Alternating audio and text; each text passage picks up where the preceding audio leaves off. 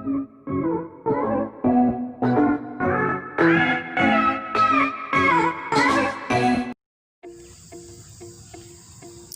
Everyone, কেমন আছেন সবাই? তো আজকের বিষয়টা যে বিষয় নিয়ে আলোচনা করব সেটা হচ্ছে আমাদের মূলদ সংখ্যা নিয়ে। অ্যাকচুয়ালি আমরা প্রথম পর্বে দেখছি যে বাস্তব সংখ্যাকে দুইটা ক্যাটাগরিতে ভাগ করা হয়, একটা হচ্ছে মূলদ সংখ্যা আর একটা হচ্ছে অমূলদ সংখ্যা। হ্যাঁ, সেখানে আমরা দেখেছিলাম যে অমূলদ সংখ্যা শুধুমাত্র এক ধরনের হয়ে থাকে, যাদের দশমিক আছে এবং দশমিকের পরে অসংখ্য অঙ্কগুলা অসীম পর্যন্ত বিস্তৃত থাকবে, কিন্তু এলোমেলোভাবে সাজানো থাকবে। তো এই ধরনের সংখ্যাকে আমরা কি বলে থাকি? অমূলদ সংখ্যা বলি। আর মূলদ সংখ্যার ক্ষেত্রে দেখা গেছে যে এরা সসীম সংখ্যা হয় এবং অসীমও হতে পারে। তো যত প্রকার সসীম অঙ্ক আছে বা সংখ্যা আছে, এই সবগুলোই হবে মূলদ সংখ্যা, যেমন 2, 0, 5, 3.69, 4.789, এইগুলো হচ্ছে মূলদ সংখ্যা। আবার বলছি যে অসীম সংখ্যা মূলদ সংখ্যা হতে পারে, তবে শর্ত হচ্ছে যদি সেই ক্ষেত্রে আমাদের দশমিক বিন্দুর পর অঙ্কগুলো নির্দিষ্ট করে সাজানো থাকে। যেমন ধরেন যে 5.2727 dot dot dot dot dot, তার মানে এখানে বোঝাচ্ছে যে 5 দশমিকের পরে 27 অঙ্ক দুইটি বারবার রিপিট হচ্ছে। ওকে, এরা নির্দিষ্ট ক্রমে সাজানো থাকবে যত দূর যাক না কেন। সো যে অঙ্কগুলো দশমিকের পরে নির্দিষ্টভাবে সাজানো থাকবে সেই অঙ্কগুলোকে বলবো আমরা মূলদ সংখ্যা। তো এখানে আমাদের যেহেতু মূলদ সংখ্যা অনেক প্রকারের হতে পারে, তাই না? যে সসীম হতে পারে, অসীম হতে পারে। তো দেখা যাচ্ছে সসীমের ভিতর তো অনেক ধরনের অঙ্ক থাকতে পারে, যেমন ধনাত্মক, ঋণাত্মক। সো আমরা আজকে দেখব যে এই মূলদ সংখ্যাকে কতগুলা ক্যাটাগরিতে ভাগ করা যায় এবং তাদের একটা নামকরণ করব। ওকে, তাহলে চলুন আমরা দেখে নিই। তো আমরা এখানে দেখিয়েছি যে মূলদ সংখ্যা প্রথমে দুইটা ক্যাটাগরিতে, একটা হচ্ছে পূর্ণ সংখ্যা আর একটা হচ্ছে ভগ্নাংশ সংখ্যা। ওকে, এই দুইটা ক্যাটাগরিতে ভাগ করা আছে।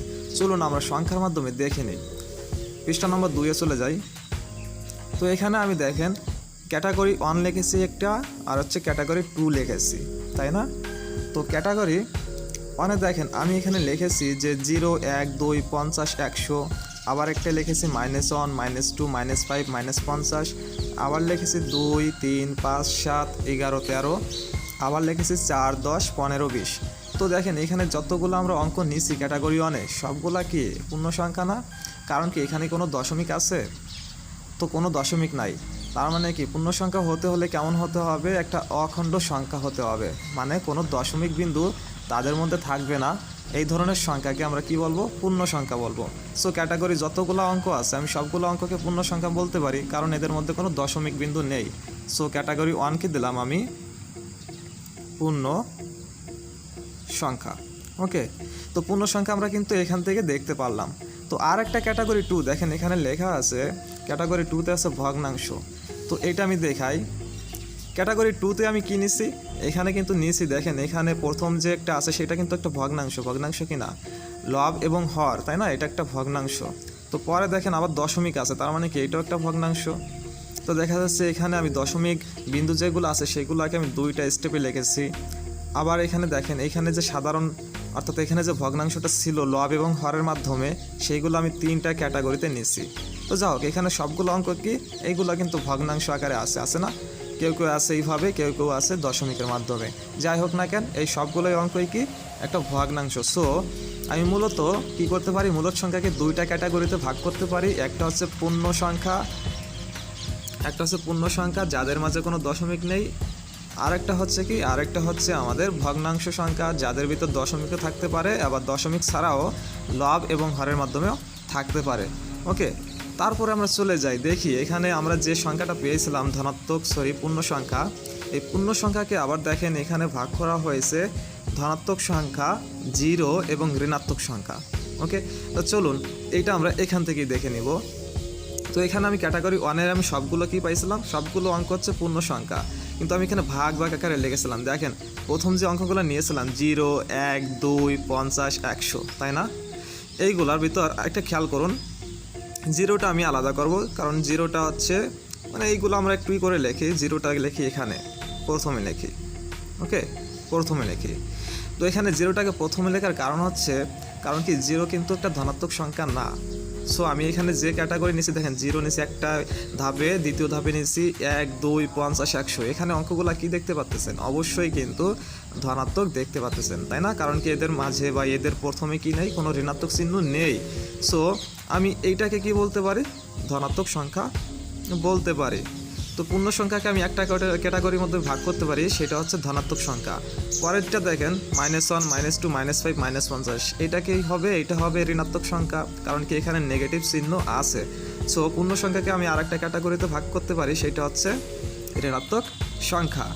আরেকটা ক্যাটাগরি হচ্ছে জিরো। জিরোটা হচ্ছে এরকম যে জিরোটা ধনাত্মকও হতে পারে না, আবার ঋণাত্মকও হতে পারে না।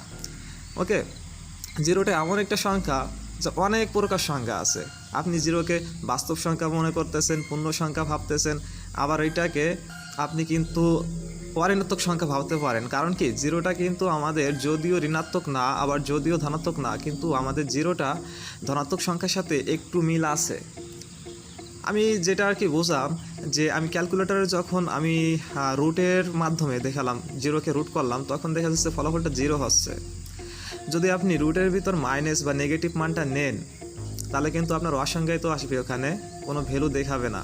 ওকে, তো এখান থেকে আমি বুঝতে পারি যে জিরোটা যদি ঋণাত্মক হইতো তাহলে কিন্তু আমাদের রুটে এখানে রুট করলে মানটা আসতো না। বাট আমাদের কি হচ্ছে, ক্যালকুলেটরে যখন আমরা জিরোকে রুট করতেছি তখন কিন্তু একটা ভ্যালু পাচ্ছি জিরো। সো আমি এখানে জিরোকে কিন্তু আমি ধনাত্মক ধরতে পারি, কারণ সকল ধনাত্মক সংখ্যার বর্গমূলের মান আপনি কিন্তু ক্যালকুলেটরে বের করতে পারেন, তাই না? কিন্তু জিরো কখনোই কি হতে পারে না, আমাদের ধনাত্মক হতে পারে না, ঋণাত্মক হতে পারে না। কিন্তু ধনাত্মক সংখ্যার সাথে একটু মিল থাকার কারণে জিরোকে কি বলা হয়? অঋণাত্মক বলা হয়। একটা এক্সাম্পলের মাধ্যমে দেখাতে পারি। মনে করেন আপনাকে একটা সংখ্যা 5-এর সাথে 0 যোগ করতে বললো, তখন আপনি কি পাবেন? ফলাফলটা অবশ্যই কি পাচ্ছেন? আপনি কিন্তু সেই 5ই পাচ্ছেন। আবার যদি 5 থেকে 0 বাদ দিতে বলে, আপনি কিন্তু সেই 5ই পাবেন। এখান থেকে আপনি বুঝতে পারেন যে জিরোটা যদি ধনাত্মক হইতো তাহলে 5 থেকে আরও সংখ্যা বৃদ্ধি পেত, কারণ ধনাত্মক সংখ্যা যার সাথে যোগ করবেন তার মান বৃদ্ধি পায়। ওকে, কিন্তু এখানে বৃদ্ধি পাচ্ছে না। আবার 5 থেকে যদি আমি ঋণাত্মক সংখ্যা বাদ দিই, তার মানে কি আমাদের ফলাফলটা কমে যাবে। কিন্তু দেখা যাচ্ছে 5 থেকে যখন 0 বাদ দিই, আমাদের কিন্তু ফলাফলটা একই রকম থাকে।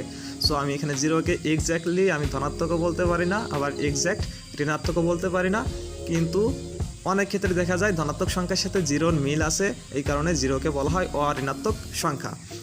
যা হোক, তো আমি কি করলাম যে পূর্ণ সংখ্যাকে 3টা ক্যাটাগরিতে ভাগ করলাম। একটা হচ্ছে জিরো, একটা হচ্ছে ধনাত্মক সংখ্যা, আর একটা হচ্ছে ঋণাত্মক সংখ্যা।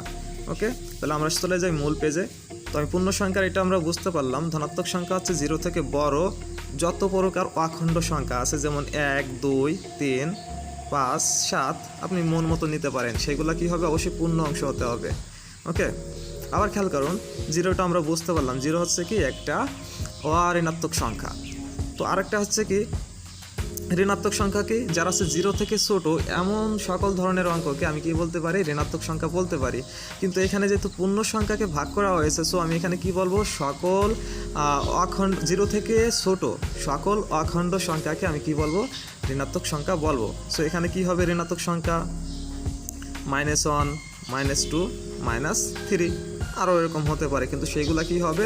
অখণ্ড হতে হবে, অর্থাৎ কোনো দশমিক থাকতে পারবে না। ওকে, তো চলুন এটা যদি আমরা বুঝতে পারি, এই পাশে ভগ্নাংশকে আবার কি করা হয়েছে? ভগ্নাংশকে আবার 2টা ভাগে ভাগ করা হয়েছে। একটা হচ্ছে সাধারণ ভগ্নাংশ, আর একটা হচ্ছে দশমিক ভগ্নাংশ। ওকে, তো আমি ক্যাটাগরি 2 নম্বরে চলে যাই, দ্বিতীয় পেজে। খেয়াল করুন, আমি এই যেখানে আমি দেখি যে 5/7, 9/11, 13/17, এখানে যতগুলো অঙ্ক আছে সবগুলা কিন্তু কি একটা ভগ্নাংশের মাধ্যমে আছে। তো কেমন ভগ্নাংশে আছে আমরা দেখে নিই। এই যে প্রথম যে স্টেপটা, এইখানে দেখেন, এই যে আমরা নিছিলাম যে প্রথম যে স্টেপটা, সেখানে 5/7, 9/11, 13/17। আবার খেয়াল করুন এর সাথে মিল আছে কোনটা? এইটা, তাই না? এইটাও মিল আছে। খেয়াল করুন আমাদের এইটার সাথে আমাদের কিন্তু এটাও মিল আছে, কারণ এইটা দেখতে আর এটা দেখতে একই রকম। আবার খেয়াল করুন আমাদের এই যে স্টেপটা, এইটাও কিন্তু এক প্রকার ভগ্নাংশ। এটা কিন্তু দশমিক না থাকলেও কি এইটাও কিন্তু একটা ভগ্নাংশ হবে। তো চলুন আর এখানে খেয়াল করুন, সেকেন্ড স্টেপে দেওয়া আছে দশমিকের মাধ্যমে, আর এইখানে দেখুন সেকেন্ড স্টেপের সাথে আমাদের এইটার সাথেও কিন্তু মিল আছে, তাই না? সবগুলো দশমিকের মাধ্যমে আছে। সো এখান থেকে আমি 2টা ভাগে ভাগ করতে পারি না। একটা হচ্ছে যারা এরকমভাবে আছে, আর একটা হচ্ছে যারা এই দশমিকের মাধ্যমে আছে। এই 2টাকে আমি 2টা ক্যাটাগরিতে ভাগ করতে পারি। তো যারা হচ্ছে কি ভগ্নাংশ অর্থাৎ লব এবং হরের মাধ্যমে দেওয়া থাকবে সেটাকে আমরা কি বলবো, সাধারণ ভগ্নাংশ। তো এখানে কি এই যে উপরেরটা হচ্ছে লব, নিচেরটা হচ্ছে হর, এরকম যত ভগ্নাংশ আছে এই সবগুলোকে আমরা কি বলতে পারি, সাধারণ ভগ্নাংশ। ওকে, তো আমি ভগ্নাংশ একটা পেয়ে গেলাম, সাধারণ ভগ্নাংশ। এইটাকে আমি বলতে পারি 3/5, 9/10। ওকে, আবার বলতে পারি কি, বলতে পারি হচ্ছে 11/9 বলতে পারি না। এরা কি, এরা একটা সাধারণ ভগ্নাংশ কিনা, কারণ এদের লব এবং হরের মাধ্যমে দেখানো হয়েছে। আবার খেয়াল করুন, এই পাশে দেওয়া আছে দশমিক ভগ্নাংশ। দশমিক ভগ্নাংশ আমি দেখালাম, যে সংখ্যার ক্ষেত্রে আমাদের কি থাকবে, আমাদের দশমিক বিন্দু থাকবে, সেই সংখ্যাকে বলবো দশমিক সংখ্যা। ওকে, তো এখান থেকে খেয়াল করুন, এই দুইটা হচ্ছে দশমিক সংখ্যা, এইটা আর ছিল এইটা দশমিক, কারণ এদের মধ্যে কি আছে, দশমিক বিন্দু আছে। সো আমি এখানে লিখতে পারি যে 5.27 একটা দশমিক সংখ্যা, অথবা 7.293 দশমিক সংখ্যা। ওকে, এটা যদি বুঝতে পারি, চলুন এরপরে আবার কিভাবে ভাগ করা হয়েছে আমরা একটু দেখে নিই। বোরিং হবেন না, আসলে আমরা প্র্যাকটিক্যালি দেখতেছি, আমরা কিন্তু এরকম সংখ্যা কিন্তু মুখস্থ করতেছি না। সো একটু ধৈর্য ধরে দেখুন, ভালো লাগবে আশা করি। আর আমার লেকচারগুলো সম্পূর্ণ বেসিক্যালি হবে, এখানে আপনাদের কোনো বোরিং লাগার কথা না। ওকে, তো চলুন। তো ধনাত্মক সংখ্যাকে আবার দেখেন, এরা কিন্তু তিনটা ভাগে ভাগ করেছেন। একটা হচ্ছে মৌলিক সংখ্যা 1 এবং যৌগিক সংখ্যা। চলুন আমরা সেই ক্যাটাগরি 1-এ চলে যাই। পূর্ণ সংখ্যার ক্ষেত্রে এখানে কিন্তু আমাদের এই দুইটা স্টেপ পূর্ণ হয়ে গেছে, প্রথম তিনটা, তাই না, 0, ধনাত্মক, ঋণাত্মক। এর পরের স্টেপ খেয়াল করুন, এখানে যে অঙ্কগুলো নিয়েছি 2, 3, 5, 7, 11, 13, এগুলো কিন্তু পূর্ণ সংখ্যা। তবে এই সংখ্যাগুলো কেমন, একে কি কখনো আপনি কি অন্য কোনো সংখ্যা দ্বারা ভাগ করতে পারবেন? 2কে, 3কে, 5কে, 7কে, 11কে, 13কে, মানে এই সংখ্যা বাদে, যেমন ধরেন 3 যদি নেই, 3কে কি আপনি অন্য কোনো সংখ্যা দ্বারা ভাগ করতে পারবেন? কখনো পারবেন না। সো যে ধরনের সংখ্যাকে আপনি শুধুমাত্র সেই সংখ্যা দ্বারা ভাগ করতে পারেন তারা হচ্ছে মৌলিক সংখ্যা। তবে সংখ্যাটা আপনি এইভাবে নেবেন যে যাদের মাত্র গুণনীয়ক হিসেবে শুধুমাত্র একটি মাত্র 1 থাকে এবং সেই সংখ্যাটি থাকে, তাহলে সেই সংখ্যাকে বলা হচ্ছে আমাদের মৌলিক সংখ্যা। যেমন আপনি যদি 5কে কি বলবেন, মৌলিক সংখ্যা বলবেন, কারণ 5-এর গুণনীয়ক হচ্ছে কি, 5-এর গুণনীয়ক হচ্ছে 5 এবং 1, যেমন 5 গুণ 1 = 5, তাই না? আর কিন্তু অন্য কোনো সংখ্যার গুণফল কিন্তু 5 হবে না।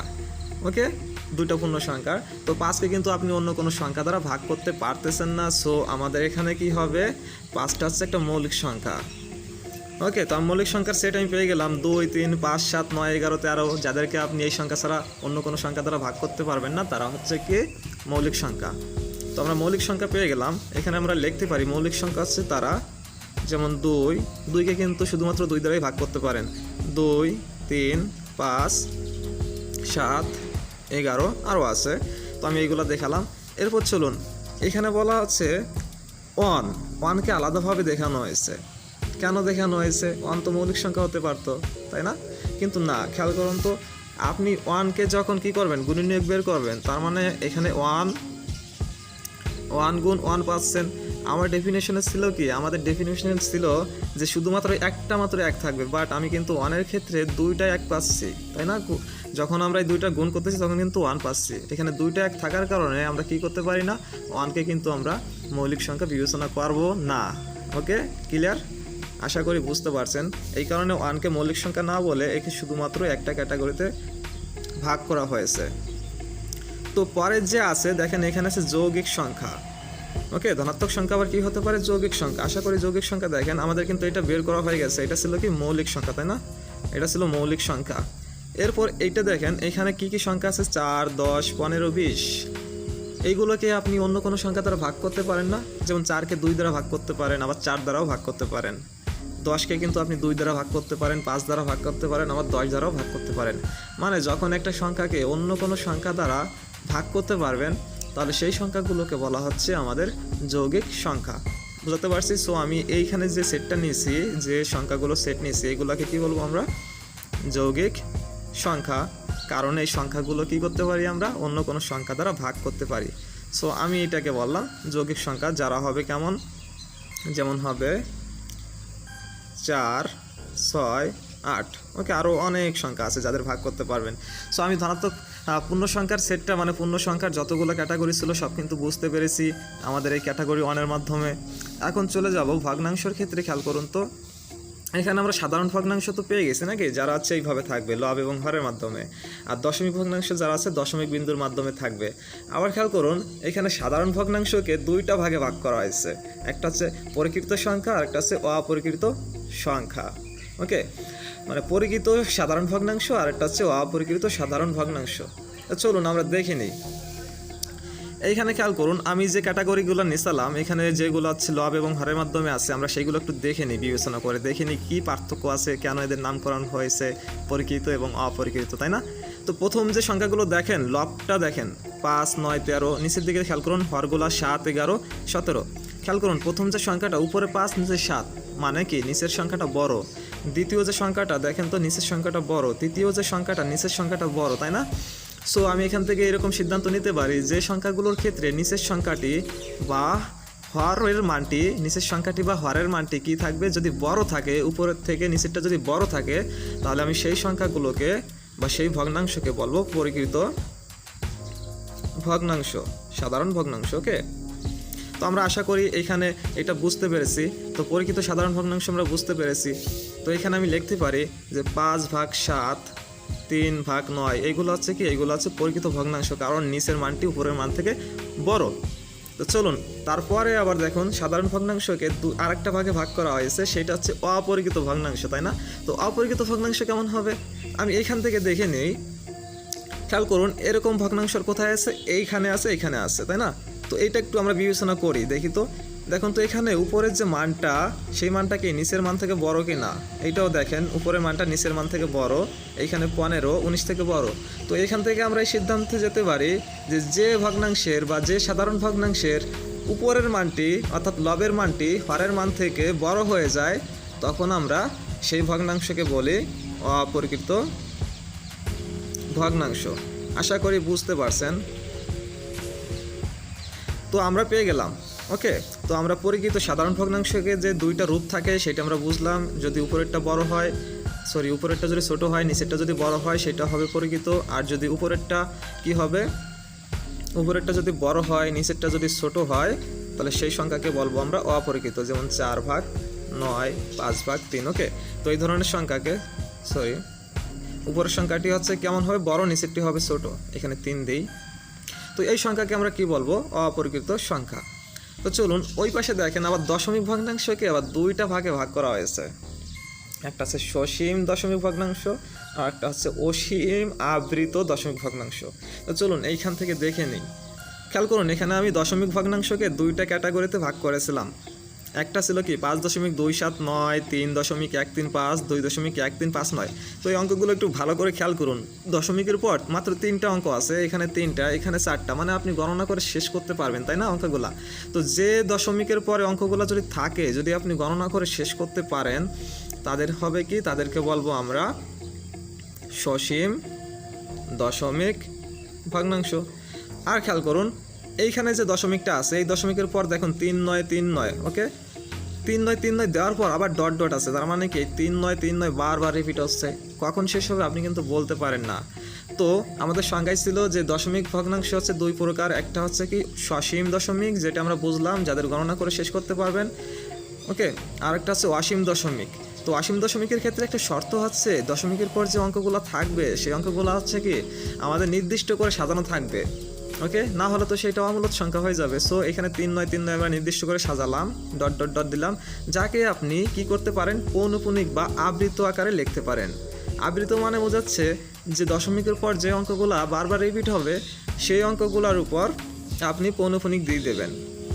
ওকে, তো 3-9 হচ্ছে কি আপনার বারবার রিপিট হচ্ছে। সো আমি 3-9 অঙ্ক দুটি নেওয়ার পর 3-এর উপর পৌনঃপুনিক, 9-এর উপর পৌনঃপুনিক নিচ্ছি, যার আবৃত হয়ে গেছে। তার মানে কি এটাকে আমি কি বলতে পারি, আবৃত দশমিক ভগ্নাংশ। এটাও খেয়াল করুন 2.272777। খেয়াল করুন তো 2727-এর পর 77 কিন্তু বারবার রিপিট হচ্ছে, তাই না? এখানে কিন্তু 7 বারবার রিপিট হবে। সো আমি এটাকে লিখতে পারি 2.2727 লেখার পর, খেয়াল করুন 27 লেখার পর যেহেতু এরপর কী হবে, আমাদের 7টা বারবার রিপিট হচ্ছে। সো আমি এখানে 7 দিলাম, মানে এটা বোঝাচ্ছে যে আমাদের 7 এরপর বারবার রিপিট হবে। ওকে, আশা করি বুঝতে পারছেন। তো আমরা দশমিক ভগ্নাংশকে আমরা এই দুইটা ক্যাটাগরিতে ভাগ করেছি। একটা সসীম, যাদের কি আছে 5.29 সসীম ভগ্নাংশ, কারণ কি এদের হচ্ছে লিমিট আছে, আপনি গণনা করে শেষ করতে পারবেন। আর অসীম আবৃত যেমন হচ্ছে 5.39 পৌনঃপুনিক, অর্থাৎ আপনি কি করতে পারছেন দেখেন, এটাও কিন্তু একটা অসীম, তাই না? কিন্তু এটা আমি কীভাবে বুঝবো, কারণ এখানে 9-এর উপর পৌনঃপুনিক আছে, তাই না?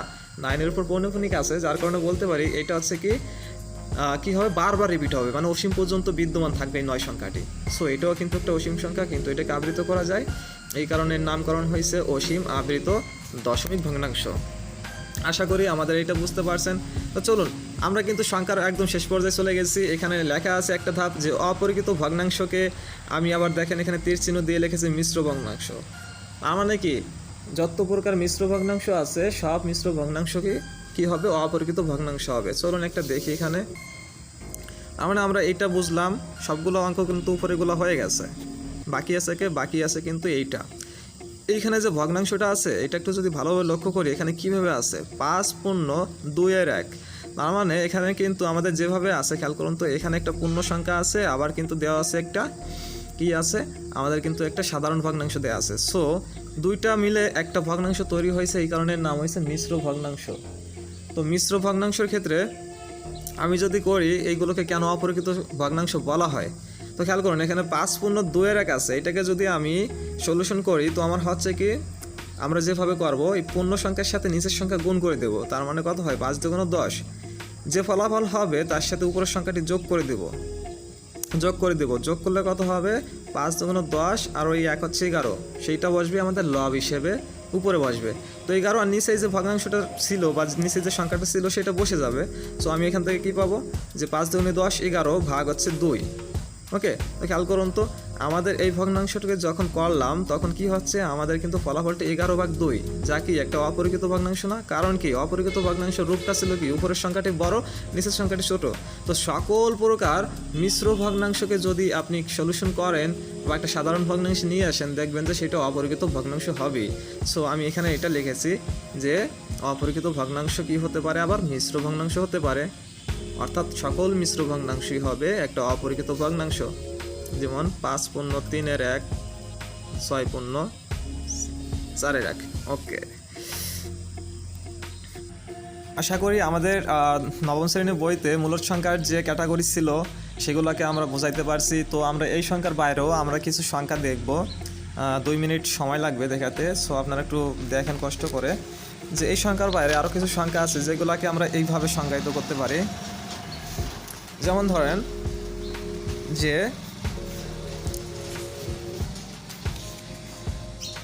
আপনার এক প্রকার সংখ্যা আছে, সেটার নাম হচ্ছে স্বাভাবিক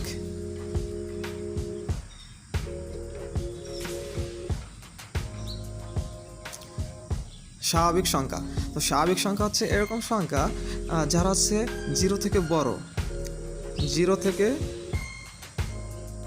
থেকে বড় হবে, এবং সেটা হচ্ছে কেমন হবে, সেটা হচ্ছে আমার অখণ্ড হবে। অর্থাৎ আমি বলতে পারি যে স্বাভাবিক সংখ্যা কাকে বলে, যারা হচ্ছে 0 থেকে বড় এবং অখণ্ড সংখ্যা, সেই সকল সংখ্যাকে আমরা কি বলবো, স্বাভাবিক সংখ্যা। তার মানে আমি এটার উদাহরণ হিসেবে লিখতে পারি, 0 থেকে বড় 1, 2, 3, 4, 5, 6, 7 অখণ্ড হবে, তাই না? এই দুইটা শর্ত মেনে চলে হচ্ছে স্বাভাবিক সংখ্যা। তো এখন আমরা দ্বিতীয় নম্বর চলে যাই। অঋণাত্মক সংখ্যা হচ্ছে কি, অঋণাত্মক সংখ্যা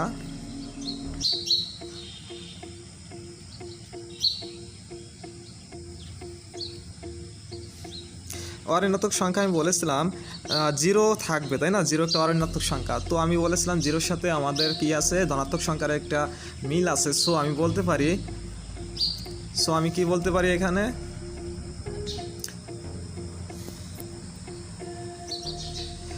আমি বলতে পারি যে অঋণাত্মক সংখ্যা হচ্ছে 0 সহ সকল ধনাত্মক সংখ্যাকে, 0 সহ সকল ধনাত্মক সংখ্যাকে অঋণাত্মক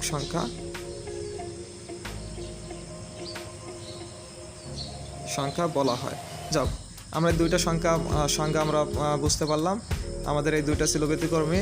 আর যদি আমাদের পূর্ণ সংখ্যার বাইরে যদি কল্পনা করি, যদি আপনাকে বলা হয় যে ধনাত্মক সংখ্যা কাকে বলে, আপনি বলবেন যে 0 থেকে বড় যত প্রকার সংখ্যা আছে সব সংখ্যাই হচ্ছে ধনাত্মক সংখ্যা।